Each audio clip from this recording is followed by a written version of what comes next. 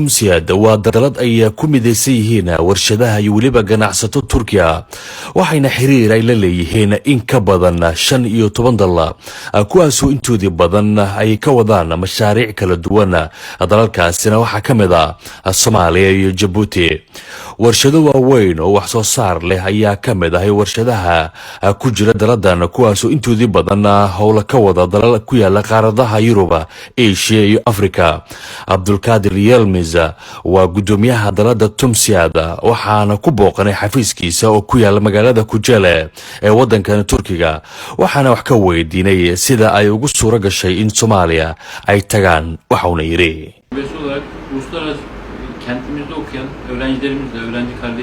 waxaan siminaar ganacsi u qabanay ardayda dalkan Turkiga wax ka barata waxaana ka baranay Muuse Cabdulaahi Muuse wuxuuna nagu soo xiriiriyay ganacsato Soomaaliyeed wuxuuna bilaabay inuu ka faaloobo fursadaha dalkiisa ka barana waxaan ku raacnay inaan dalkiisa u raacno oo aan maalgashi ku sameeyno xiriirka Turkiga iyo Soomaaliya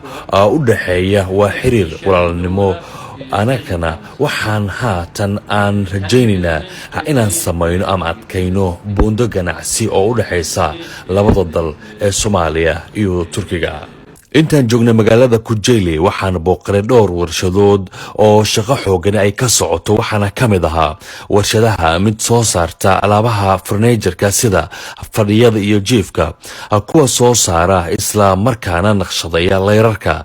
kalhaga gawaarida ee samaafraha loo yaqaan. Muuse Cabdulaahi Muuse waa milkiilaha shirkadda gargaar ee caalamiga ahna madaxa dalada TUMSIAD. Bismillahir Rahmaanir Rahiim waxaan ahay arday wax ka barta dalka Turkiga kana oo la shaqeeya dalada loo yaqaan TUMSIAD.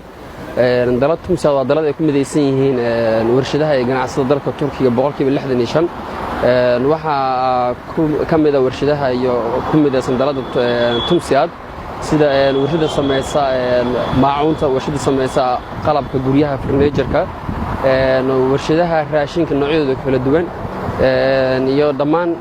warshadaha soo saar wax soo saarka leh sidoo kale dalada TUMSIAD waxay ku leedahay fadhiimo iyo xarumo 65 gobol oo kamid ah 82 gobol ee dalka Turkiga sidoo kale waa warshad xiriir aad u sareeya la leh wadamo badan oo kamid ah wadamada Yurub qaybta wadamada kamid ah Asia Afrika waxa sidoo kale ku jirta warshada soo saarta bilicda aba qurxinta wadooyinka sida samaafarayaasha nalalka jidadka la geliyo xadiiqooyinka insha Allah waxa jeclaystay inaan uga faa'iideeyo dalkayga oo aan geeyo warshadahan iyo daladan iyo ganacsatadan haya maalka tayada leh inaan dalka geeyo uga faa'iideeyo si dalkeena ugu hormaro insha Allah waxa tagi doonaa dalkii hooyo waxa tagi doonaa dalka walaalahana ahna Djibouti oo geen doonaa warshadihii iyadoo hamigoodu yahay daladan inay maalgashi warshadeed iyo maalgashi ganacsiba iyo xiriir walaalnimo oo ganacsi ku saleysan laga dhex sameeyo labada dal ee Turkiga iyo Soomaaliya insha Allah haduu Ilaahay yiraahdo waxa rajayn doonaa inaan aad uga faa'iideysan doono fursadan maanta meesha ka muuqata. Muuse oo arday dalkan wax ku bartay ayaa dhawaan waxa uu Soomaaliya u geyn doonaa ganacsatada ku midaysan daladan si ay u soo indheeyaan fursadaha maalgashi ee ka badan dalka Soomaaliya. Salman Jamal Saeed TV-ga caalamiga Universal Kujele.